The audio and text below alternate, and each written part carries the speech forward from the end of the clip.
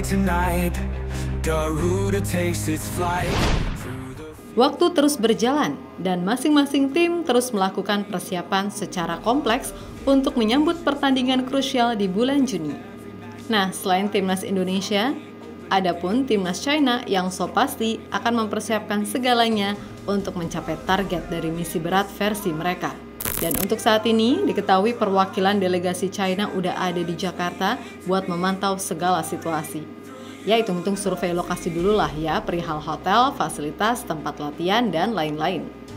Dan pastinya delegasi China juga akan memantau venue pertandingan, yaitu Stadion GBK. Nah, berdasarkan informasi dari berbagai sumber, sebenarnya pihak delegasi China diketahui ada sedikit gerak-gerik buat cari celah untuk dikritik. Akan tetapi melihat vibes GBK nyatanya, mereka malah kagum. Selain itu, meskipun baru sebatas survei, mereka memahami apa yang dirasakan oleh Arab Saudi, Bahrain, serta Australia emang benar adanya.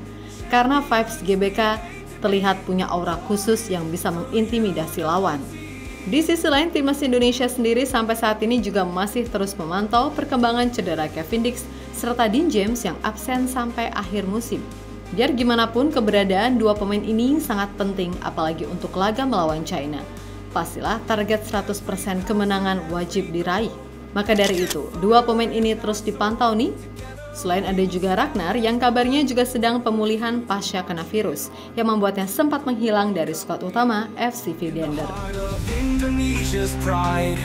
With every match we rise, from the opening game we soar, stronger than we've ever been before.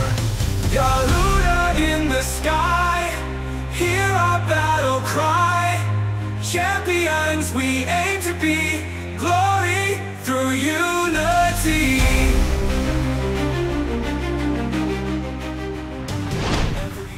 Tim kepelatihan timnas Indonesia kemungkinan udah mulai menyusun siapa-siapa aja pemain yang akan dipanggil untuk laga di bulan Juni nanti. Kemungkinan 80% skuad yang ada adalah mereka yang mendapatkan Garuda Calling di FIFA Matchday sebelumnya saat melawan Australia serta Bahrain. Namun udah pasti akan ada beberapa perubahan terutama dari pemain-pemain Liga 1 yang dirasa emang layak untuk dipanggil.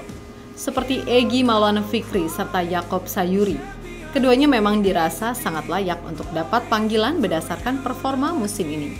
Kemudian untuk pos kiper, ya sebenarnya kalau kiper utama dan kedua, jelas Marten Pas dan Emil adalah jaminan. Tapi untuk kiper ketiga, gak menutup kemungkinan Cyrus Margono akan diberi kesempatan buat dipanggil, meskipun kemungkinannya masih 50-50. Karena biar gimana pun, Hernando Ari adalah kiper yang udah sangat paham betul dengan situasi tim nasional saat ini. Dan emang sebelum kehadiran Marten Pas atau Emil Audero, Hernando adalah kiper utama timnas Indonesia. Yap, untuk lini tengah sepertinya nggak ada perubahan yang signifikan. Mungkin untuk absennya Marcelino di laga versus China bisa ditutup dengan adanya Eliano Reinders ataupun Egy Maulana yang bisa main sebagai free roll. Dan bisa juga Kluivert ngasih kejutan dengan memanggil Beckham Putra, yang musim ini jadi salah satu kunci keberhasilan Persib mempertahankan gelar Liga 1.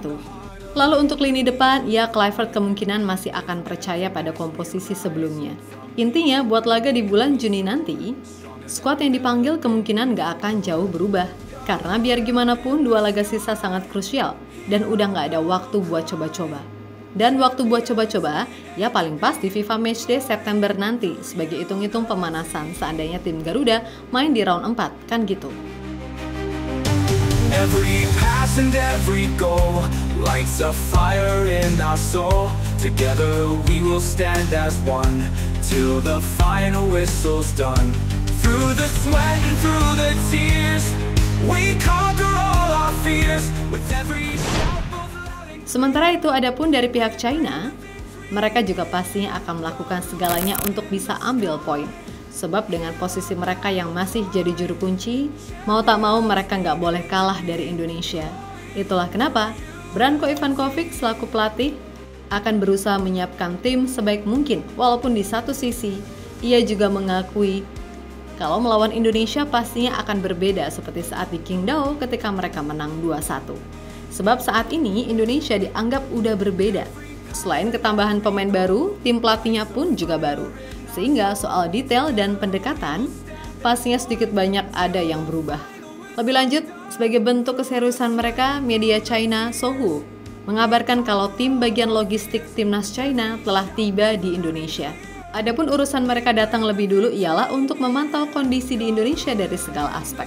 Bagian logistik tim nasional sepak bola Tiongkok telah tiba di Indonesia terlebih dahulu untuk melakukan inspeksi terperinci di lokasi terkait kondisi tempat pertandingan, lingkungan iklim, dan kondisi lalu lintas. Selain tempat pelatihan, tim pendahulu juga melakukan penilaian ketat terhadap hotel-hotel yang dipesan. Mereka memeriksa kamar hotel, layanan catering, pusat kebugaran, dan fasilitas lainnya untuk memastikan kualitas hidup para atlet. Bermain tandang adalah tantangan besar bagi tim manapun. Selain beradaptasi dengan lingkungan dan iklim baru, mereka juga perlu mengatasi ketidaknyamanan yang disebabkan oleh perbedaan bahasa dan budaya. Keselamatan adalah salah satu perhatian utama tim terdepan.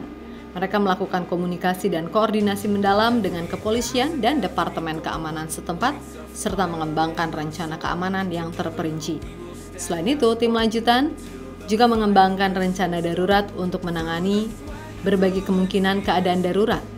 Melalui langkah-langkah ini, tim lanjutan berharap dapat menyediakan lingkungan yang aman dan dapat diandalkan bagi tim guna memastikan para pemain dapat mempersiapkan diri untuk pertandingan dengan tenang. Tulis media tersebut. Yap, selain memastikan segala sikon oke, so pasti mereka pun juga akan mengecek kondisi dari Stadion GBK. Dan bukan rahasia lagi, kalau adalah hal yang normal jika tim lawan nyari-nyari celah nih buat dikritik. Akan tetapi, menurut laporan yang sama, tim delegasi China justru merasa terpukau dengan kemegahan GBK.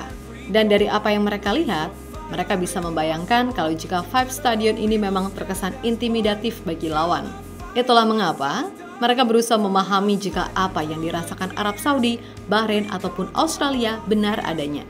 Karena ya emang 3 tim tadi gak bisa menang saat away ke GBK. Arab dan Bahrain kalah, sedangkan Australia imbang. Cuma Jepang aja yang bisa menang. Tapi semua tahu kalau Jepang saat ini emang ada di level yang berbeda, kan gitu. From the opening game we soar, stronger than we've ever been before. Garuda in the sky, hear our battle cry. Champions we aim to be, glory through unity. Every pass and every goal. Di sisi lain, adapun Ketua Komunitas Persatuan Sepak Bola Tiongkok di Indonesia, Peng Cheng, menyebutkan jika akan ada 1.000 lebih supporter China yang akan hadir di GBK saat pertandingan Timnas Indonesia versus China pada Kamis 5 Juni mendatang. Ya, para pengusaha, pekerja, dan pimpinan perusahaan China di Indonesia diketahui emang punya komunitas sepak bola sendiri di Indonesia. Dan komunitas ini dibentuk dari warga China yang ada di Jakarta Utara dan Selatan. Lebih dari 1.000 anggota komunitas Persatuan Sepak Bola Indonesia bersedia menyumbangkan kekuatannya untuk pertandingan tandang tim nasional sepak bola Tiongkok di Jakarta, Indonesia bulan depan. Mereka akan memberikan kemudahan bagi tim nasional sepak bola China untuk bepergian ke Indonesia guna menyaksikan pertandingan, dan banyak pula masyarakat China yang ingin hadir ke lokasi untuk mendukung tim nasional sepak bola. Dukungan lebih dari 1.000 agen rahasia di Indonesia ini tentu akan memperbesar peluang timnas China meraih 3 poin di laga tandang. Saat ini, lebih dari 300 orang telah mendaftar dan diperkirakan akan ada lebih banyak orang yang akan menonton pertandingan secara langsung. Semua orang berharap dapat mendukung tim sepak bola nasional dan membantu tim Tiongkok memenangkan pertandingan ini. Kata Peng Cheng dikutip dari media China 163.com. Yap, di luar itu semua, sebenarnya dari sisi kedalaman skuad, Indonesia di atas kertas. Sekali lagi ingat, di atas kertas punya kapasitas yang lebih unggul dari China. Apalagi dari sisi rataan skuad, Indonesia dihuni banyak pemain yang relatif muda, sedangkan China, ya gimana ya nyebutnya, tua deh, gitu aja. Yap, skuad terakhir yang dipanggil Patrick Kluivert ketika menghadapi Australia dan Bahrain rata-rata usianya hanya mencapai 25,7 tahun. Sementara itu tim Dragon rata-rata umur skuadnya menyentuh angka 28,2 tahun. Nah, di tim yang sekarang ini, timnas Indonesia cuma punya beberapa pemain yang usianya udah 30 tahunan, yaitu Jordi Amat, Joy Pelupesi, Tom Hyatt, dan Sandy Walsh. Selanjutnya, ada pemain-pemain yang masuk kategori matang seperti Ricky Kambuaya, 29 tahun, Kevin Dix, 28 tahun, Emil Audero 28 tahun, Nadeo Argawinata 28 tahun, serta Kelvin Verdong 28 tahun. Sedangkan sisanya adalah mereka yang umurnya masih di bawah 28 tahun seperti Ragnar 27 tahun, Olli Romeni 24 tahun, Dean James 25 tahun, Misilkers 23 tahun, Chasers 24 tahun, Shane Patinama 26 tahun, Martin Paz 26 tahun, Nathan Chuaon 23 tahun, Hernando 23 tahun, hingga Rizky Ridho 23 tahun. Bahkan pemain-pemain seperti Marcelino masih 20 tahun, Justin Hubner masih 21 tahun, Hoki Caraka masih 20 tahun, Ivar Jenner masih 21 tahun, dan Rafael Strike masih 22 tahun. Bandingkan dengan China, hampir separuh di antaranya memang telah memasuki kepala 3. Yap, di pemanggilan terakhir kemarin, dari total 29 nama pemain, Timnas China memang tak banyak diisi pemain yang berusia muda atau masuk kategori U23. Tercatat hanya 4 pemain saja yang tergolong dalam kelompok ini, yaitu Behram Abdueli, 22 tahun, He Tao-hu, 21 tahun, Cheng Yuliu, 18 tahun, serta Yu Dongwang, 18 tahun. Artinya apa? Dari sisi pengalaman internasional, okelah, China lebih unggul. Tapi dari sisi fighting spirit, harusnya kita nggak boleh kalah dong. Apalagi kita bermain di kandang sendiri, kan gitu.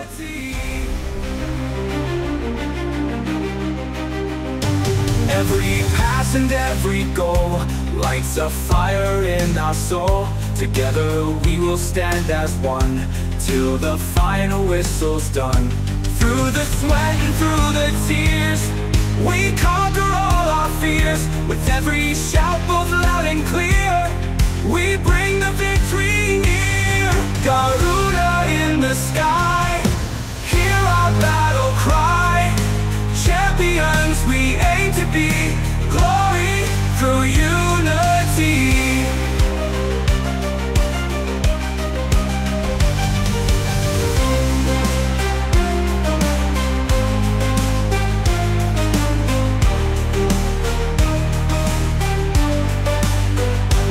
Every pass and every goal lights a fire in our soul. Together we will stand as one. Meskipun begitu, kita juga nggak boleh menutup fakta jika dari sisi head to head kita masih kalah dari China. Tapi kembali lagi, ini era yang baru dan semuanya bisa berubah, kan gitu. Yap, terlepas dari apapun, pokoknya kita pantau terus gimana gerak-gerik persiapan timnas China. Karena biar gimana pun, itu penting untuk persiapan kita juga. Dan harapan Mimin pribadi, moga-moga aja orang-orang yang biasanya cari muka nggak nongol lagi pas nanti mepet-mepet hari H. Kan sering banget toh kalian lihat, orang-orang yang belaga semua jadi pengamat lah, si paling A1 lah, dan lain-lain, yang seolah-olah lebih tahu dari pelatih ataupun federasi. Ya aslinya nggak apa-apa, sama konteksnya positif. Tapi kalau jatuhnya udah kelewatan, ya udah fix boleh dituapuk cangkemnya, kan gitu. So buat semua elemen timnas, tetap semangat dan sukses selalu. Oke, kita Garuda. We bring the victory near. Garuda in the sky.